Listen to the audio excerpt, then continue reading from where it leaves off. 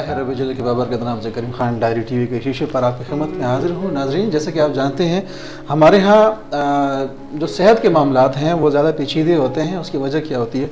उसकी वजह ये होती है कि हम मुस्तनद डॉक्टर्स के पास नहीं जाते और कुछ ऐसे डॉक्टर्स जो किसी ख़ास मरज़ के स्पेशलिस्ट नहीं होते, वो उसके मुतल्लिक नहीं जानते और उसके बाद हम चले जाते हैं और उसके बाद फिर वो हमारा जो हाल होता है वो कंटिन्यू एक पीर और मुर्शिद वाला काम हो जाता है। तो हम डॉक्टर साहब के पास मुरीदों की तरह हाजिर होते हैं। तो यही सिलसिला है।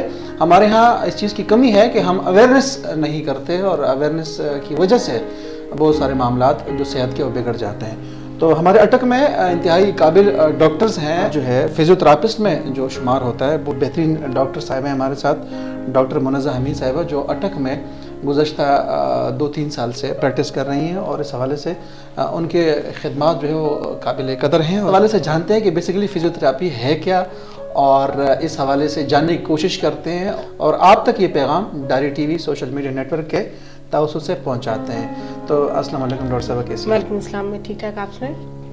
पूरा नाम क्या है आपका? मेरा डॉक्टर मुनज़्ज़ा हमीद। डॉक्टर मुनज़्ज़ा हमीद। अच्छा डॉक्टर साहब, बेसिकली आपने जो फिजियोथेरापिस्ट है ये बाकायदा ट्रेनिंग कहाँ से हासिल की? आपने कहाँ से पढ़ा है? लाहौर से। इसके लिए भी उसी तरह ट्रेनिंग होती है जिस तरह की MBBS करता है, उतनी अर्सा दरकार होता है या कम होता है? जी बिल्कुल, 5 साल की हमारी ये स्टडीज होती हैं। 5 साल की? जी। अच्छा, MBBS के लिए 4 ईयर होती है? 5। अच्छा, उनके लिए भी 5 जी होती है। बेसिक्स हम दोनों की जो स्टडीज है ना वो सेम है, ऑलमोस्ट सेम होती है।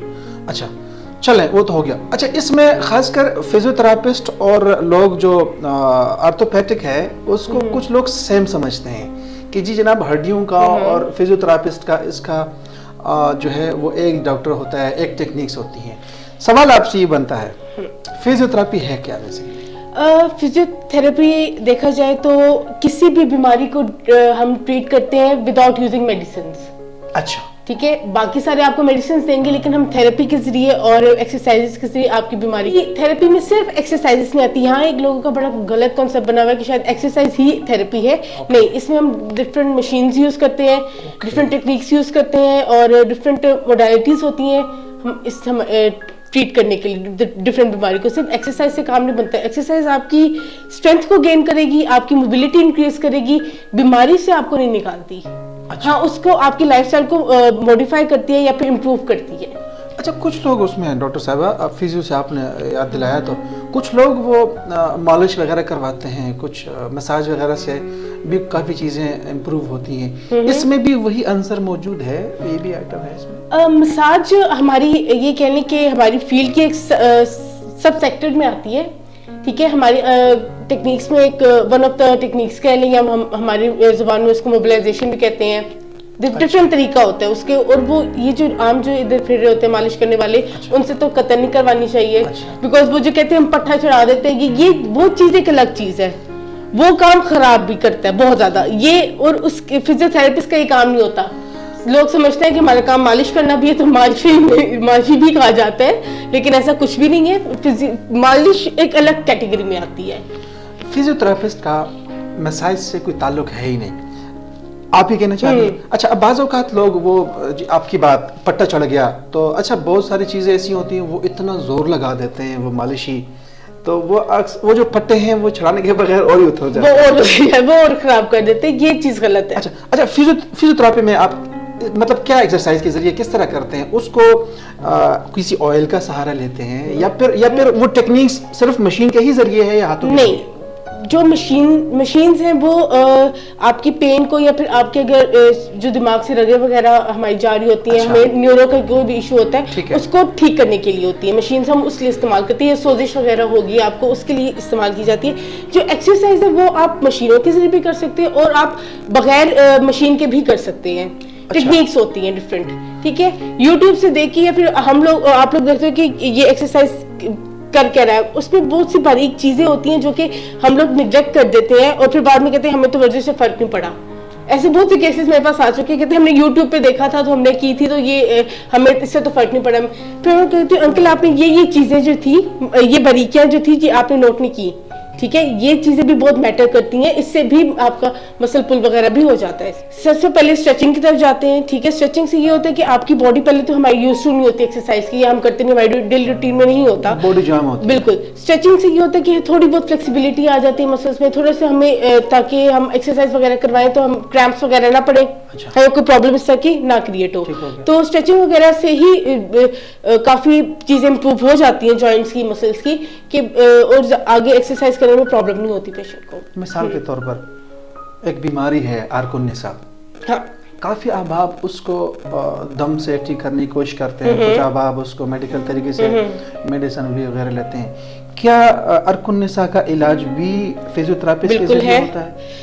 अर्कुन्निसा अगर आप फिजियो करवाते रहते हैं ना, एक टाइम आता है अगर अर्कुन्निसा को ट्रीट ना किया जाए तो आपकी बात सर्जरी तक पहुंच जाती है कि जब तक सर्जरी नहीं होगी तब तक ठीक नहीं होगा। इसकी वजूहात क्या होती हैं? मतलब इसका ताल्लुक भी किसी पट्टों मट्टों से है? नहीं, इसमें ये होता है कि आपके ना जो सबसे नीचे, ये जो आपकी रीढ़ की हड्डी है सबसे नीचे वाली जो है वो मोरे जिसे हम कहते हैं, हाँ, मोरों का मसला आता है कि वो हल्का सा, ये कह लें कि स्लाइट सा खिसक जाता है, अपनी जगह से हिल जाता है। हाँ, थोड़ा सा हिल जाता है, जिसकी वजह से वो रगों को दबाता है और एक क्या नाम है, किसी ना किसी एक टांग में वो दर्द सारा जाता है। आप ज्यादा देर खड़े नहीं रह सकते, बैठ नहीं सकते सतह पे। अगर आप इसको निग्लेक्ट करते हैं तो ये बात फिर मोरे इतने ज्यादा खराब हो जाते हैं कि सर्जरी के अलावा हल नहीं होता। लेकिन फिजियो के जरिए आपके पास सर्जरी तक नहीं जाती, आपकी इतनी पेन इतनी मैनेज हो जाती है कि आप बहुत इजीली अपने ना डेली काम भी कर सकते हैं, सारे मसले मसाइल आपके ये जो है ना हल कर देती है, मतलब फिजियो से काफी हद तक। अच्छा, काफी हद तक इसका इलाज मुमकिन है? मुमकिन है, बिल्कुल है। आपके पास पेशेंट्स वगैरह आते हैं? बिल्कुल आते हैं। अच्छा, कितने पीरियड में ये ठीक हो जाता है? डिपेंड करता है, जितनी पुरानी बीमारी होगी उतना टाइम वो लेती है, लेकिन ठीक जरूर हो जाती है। अच्छा, ठीक हो जाता है। अगर अब मैं ये भी नहीं कहूंगी कि ठीक बिल्कुल 100% इस तरह से हो जाता है कि आपको दोबारा मसला नहीं होगा, नहीं। अगर आपका मसला क्योर हो गया है, अगर आप इसके बाद एहतियात रखेंगे तो आपको प्रॉब्लम नहीं होगी, लेकिन जहां आप बेहतियाती करेंगे वहां पे दोबारा प्रॉब्लम हो सकता है। चले, ये ध्यान रखना पड़ता है पेशेंट को, जो कि अक्सर नहीं लोग रखते। चलें, ये हो गया। अच्छा डॉक्टर साहब, ये बताइएगा, खासकर लोगों के दिलों में ये सवाल उठता है कि जनाब ये महंगा भी काफ़ी है, लोग बाज़ औक़ात मैंने लोगों से सुना है कि जनाब महंगा होता है। क्या आम जो मेडिसिन के डॉक्टर्स होते हैं, मेडिसिन के ज़रिए इलाज करते हैं और फिजियो आप करती हैं, उसमें मुमासलत है, एक जैसा इसका अखराजात होते हैं या फिजियो के ज़्यादा अखराजात आते हैं?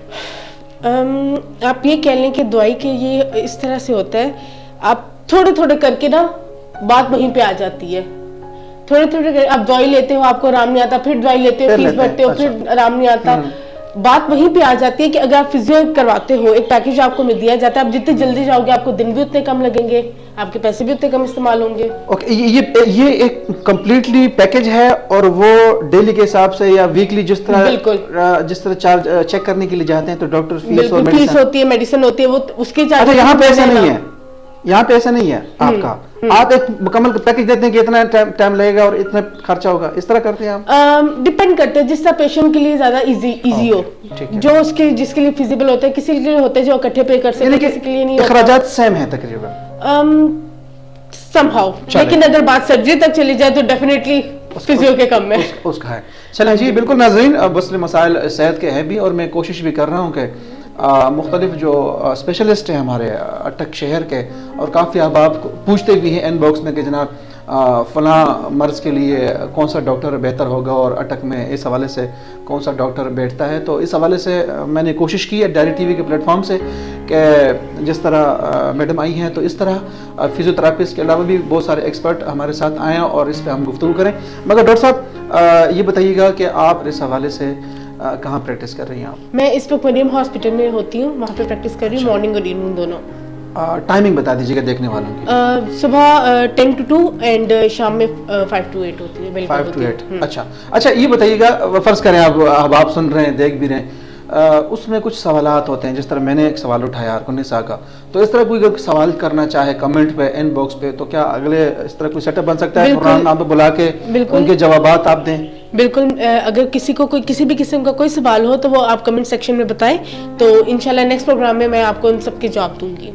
जी, बहुत शुक्रिया डॉक्टर साहब। बिल्कुल नाज़रीन, मुख्तसर प्रोग्राम सेहत के हवाले से, फिजियोथेरापिस्ट के हवाले से, क्योंकि बहुत सारे अहबाब को, हमारी माएँ बहनों को ज़्यादा ये घरेलू जो ख़वातीन होती हैं उनको ये ज़्यादा परेशानी लाक होती है कि जो फ़लाँ जगह दर्द हुआ है, फ़लाँ जगह दर्द हुआ है, पट्टे खिंच गए हैं, और फिर जी, तो फिर इस हवाले से बहुत सारे माएँ बहनें ऐसे अहबाब के पास जाती हैं जो उसकी टेक्निक्स नहीं समझते, और वो मसला हल करने के बजाय और ख़राब हो जाते हैं, और फिर आप मुख्तलिफ डॉक्टर्स के पास जाते हैं और वो परेशानी बढ़ जाती है। तो इस हवाले से कोशिश करते हैं कि डॉक्टर साहब को अगले हफ्ते भी बुला लें, और आपके जो कमेंट सेक्शन है, सवाल है आपके जहन में, वो कर लें, हम नोट करके फिर उसका जवाब इंशाल्लाह मैडम से पूछेंगे, डॉक्टर साहब से। और इस हवाले से फिजियोथेरापी के हवाले से जो सवाल हो आपके जहन में, आप कमेंट सेक्शन में दे सकते। इस दुआ के साथ कि ज़िंदगी ने वफा की, उस आंसू ने साथ दिया, एक नए पैगाम के साथ करीम खान आपको होगा मेज़बान इजाज़त चाहता हूँ।